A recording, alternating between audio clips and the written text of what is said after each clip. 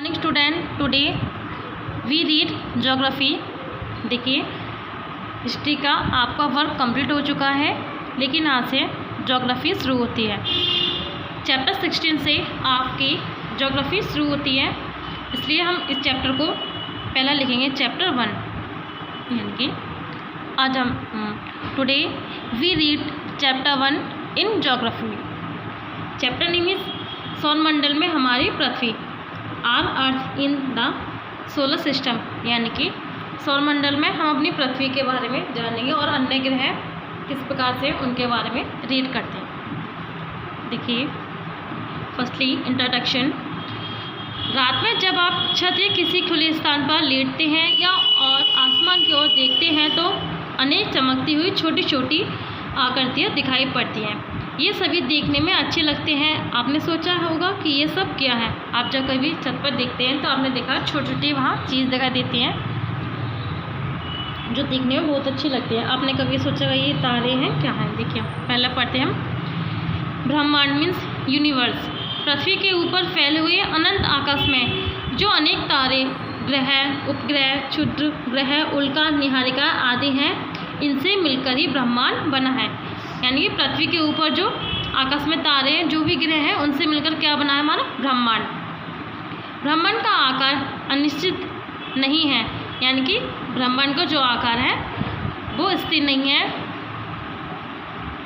यह निरंतर फैलता जा रहा है। इसका न कोई आदि है और न कोई अंत। ब्रह्मांड में स्थित खगोलीय पिंडों को ही आकाशीय पिंड कहते हैं। वैज्ञानिकों का विश्वास है कि लगभग 15 बिलियन वर्ष पूर्व एक महाविस्फोट मीन्स बिग बैंग ने ब्रह्मांड को जन्म दिया। वैज्ञानिकों का मानना है कि 15 बिलियन वर्ष पहले एक महाविस्फोट हुआ था जिससे ब्रह्मांड का जन्म हुआ।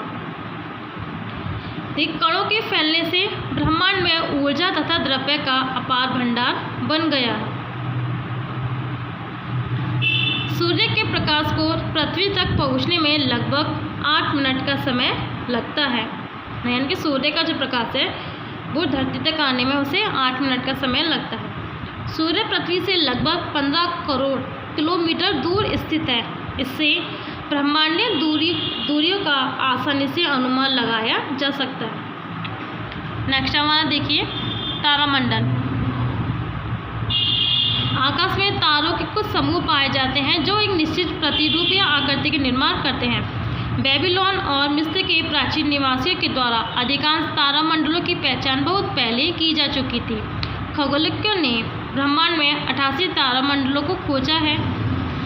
इसी तारामंडल में सप्तश्री नामक 7 तारों का एक समूह स्थित है। यानी कि आपने कभी कभी आकाश में देखा होगा, वहाँ 7 तारे एक जगह दिखाई देते हैं, उनको हम सप्तश्री के नाम से जानते हैं। उर्सा मेजर नामक तारामंडल बड़े भालू जैसी आकृति का है। इसके एक सिरे पर ध्रुव तारा स्थित है जो सदैव उत्तर दिशा की ओर संकेत करता है। यानी कि ध्रुव तारा हमें सदैव उत्तर दिशा की ओर संकेत करता है कि इस ओर उत्तर दिशा है।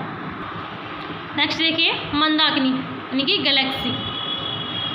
रात्रि के समय आकाश में तारों का जो जमकर सा दिखाई देता है उसे मंदाकिनी कहा जाता है। वास्तव में मंदाकिनी तारों का एक विशाल समूह है जिसमें कई अरबों खरबों तारे स्थित हैं। यहाँ आप देखिए, ये आकाश गंगा है, इसमें कई सारे तारे दिखाई देते हैं। देखिए, आकाश गंगा नामक मंदाकिनी में हमारा सूर्य तथा उसका परिवार स्थित है। हमारी आकाश गंगा तारों की नदी जैसी प्रतीत होती है, इसलिए क्योंकि वहाँ उसमें कई सारे तारे हैं, इसलिए उसको तारों की नदी जैसी प्रतीत यानी कि दिखाई देती है। नेक्स्ट हमारा निहारिकाएं। ब्रह्मांड में गैस तथा धूल की विशाल मेघ राशि स्थित हैं जिन्हें निहारिका कहा जाता है। सौरमंडल का निर्माण भी एक विशाल निहारिका से ही हुआ था। यानी कि सौरमंडल का जो निर्माण क्या है वो एक ही धूल या गैसों से हुआ था। नेक्स्ट देखिए हमारा तारे यानी कि स्टार्स। रात्रि के समय आकाश में अनेक चमकीले बिंदु दिखाई देते हैं, किंतु सभी बिंदुओं में अपना प्रकाश नहीं होता। रात्रि में जो हमें चमकीले तारे दिखाई देते हैं उनका स्वयं का प्रकाश नहीं होता है। वे किसके द्वारा चमकते हैं? देखिए, तारे मूलतः गर्म गैसों यानी कि हाइड्रोजन हीलियम से बने होते हैं तथा उनमें ऊष्मा और प्रकाश होता है। तारे भिन्न आकार और चमक के होते हैं। बहुत से तारे सूर्य से कई गुना बड़े आकार के हैं। देखिए, बहुत से जो तारे हैं वो सूर्य से काफ़ी बड़े हैं, किंतु अधिक दूरी पर स्थित होने के कारण वे हमें दिखाई नहीं देते हैं। कुछ तारे ऐसे हैं जो हमें दिखाई नहीं देते हैं, उनको सिर्फ दूरबीन के द्वारा देखने पर ही हम उन्हें देख सकते हैं।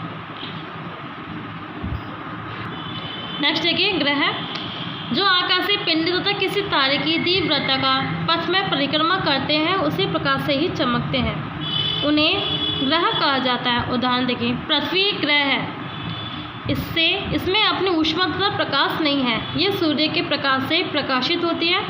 सौरमंडल में 8 ग्रह हैं, यानी कि पृथ्वी का खुद का प्रकाश नहीं है, जब सूर्य के प्रकाश से प्रकाशित होती है। पृथ्वी ग्रह है। कुछ ठोस ग्रह ठोस चट्टानों से निर्मित है, जबकि अन्य ग्रहों की रचना गैसीय तत्वों की प्रधान है, यानी कुछ ग्रह ठोस चट्टानों से बने हुए हैं और कुछ ग्रह हमारे गैस के बने हुए हैं। नेक्स्ट देखिए, उपग्रह या चंद्रमा। उपग्रह किसी न किसी ग्रह या दूसरे आकाशीय पिंड की परिक्रमा करते रहते हैं। जैसे ही चंद्रमा पृथ्वी की परिक्रमा करता है, इनमें भी अपना प्रकाश नहीं होता है। उपग्रह 2 प्रकार के होते हैं, पहला प्राकृतिक उपग्रह, दूसरा कृत्रिम, यानी कि उपग्रह को कुछ मनुष्य द्वारा बनाए जाते हैं। प्राकृतिक उपग्रह चंद्रमा कहलाते हैं। प्राकृतिक उपग्रह कौन सा हमारा? चंद्रमा। और कुछ ग्रह होते हैं जो मनुष्य बनाता है। सभी प्राकृतिक उपग्रह चट्टानों के छोटे ग्लोब हैं जो अपने ग्रह के चारों ओर उसके गुरुत्वाकर्षण बल से बने घूमते रहते हैं। देखिए, चंद्रमा का अपना स्वयं का प्रकाश नहीं है, वो सूर्य के प्रकाश के चमकता है। नेक्स्ट देखिए, उल्का। उल्का बहुत छोटे छोटे आकाशीय पिंड होते हैं। ये पृथ्वी के वायुमंडल में ही विलीन हो जाते हैं। कुछ उल्काएं पृथ्वी के वातावरण में प्रवेश करते ही जल जाती हैं। उल्का पिंड बड़ी उल्काएं होती हैं जो कभी कभी पृथ्वी के वातावरण को भीगते हुए धरातल पर आकर गिर जाती हैं। नेक्स्ट देखिए, सूर्य मध्यम आकार का तारा है, अतः देखने में यह विशालतम प्रतीत होता है। इसका व्यास पृथ्वी के व्यास से 100 गुना अधिक तथा वजन लगभग 3 लाख गुना अधिक है। इसकी रचना हाइड्रोजन तथा हीलियम नामक हल्की गैसों से हुई है। सूर्य के अंदर नाभिकीय विस्फोटों के कारण भयंकर ऊष्मा पैदा होती है, इसलिए इसका तापमान बहुत अधिक होता है। सूर्य का तापमान क्यों है? क्योंकि इसके नाभिकीय विस्फोट के कारण अधिक ऊष्मा उत्पन्न होती है, इसलिए ये अधिक गर्म है। नेक्स्ट देखिए, हमारा ग्रह यानी प्लैनेट। पृथ्वी के परिवार में 8 ग्रह सम्मिलित हैं। ये क्रमशः बुध, शुक्र, पृथ्वी, मंगल, बृहस्पति, शनि, अरुण, यूरेनस तथा वरुण, नेपच्यून। यह एक उल्लेखनीय तथ्य है कि सभी 8 ग्रह एक चपटी तस्तरी के रूप में स्थित है। मध्य में बड़े ग्रह स्थित हैं और तथा बाहर की ओर छोटे ग्रह स्थित हैं। देखिए, आकार की दृष्टि से ग्रहों का क्रम घटती हुई, सौरमंडल में जो ग्रह है उनका क्रम घटते हुए क्रम इस प्रकार है। पहला बृहस्पति, शनि, अरुण, वरुण, पृथ्वी, मंगल, शुक्र तथा बुध। सभी ग्रहों का नामकरण पृथ्वी को छोड़कर रोमन देवताओं के नाम पर किया गया, यानी कि ग्रहों का नाम रोमन देवता है उनके नाम पर किया गया, सिर्फ पृथ्वी को छोड़कर। देखिए, सौर परिवार के ग्रहों का संक्षिप्त परिचय। पहला हमारा बुध सूर्य के निकटतम तथा सौरमंडल का छोटा ग्रह है। यह सबसे तेज घूमने वाला ग्रह है। बुध का एक दिन हमारे लगभग 59 दिनों जितना होता है, यानी कि बुध का एक दिन और हमारी पृथ्वी के 59 दिन होते हैं जब बुध का एक दिन होता है। देखिए, शुक्र, पृथ्वी, मंगल और बृहस्पति, इनके बारे में आप स्वयं रीड करें।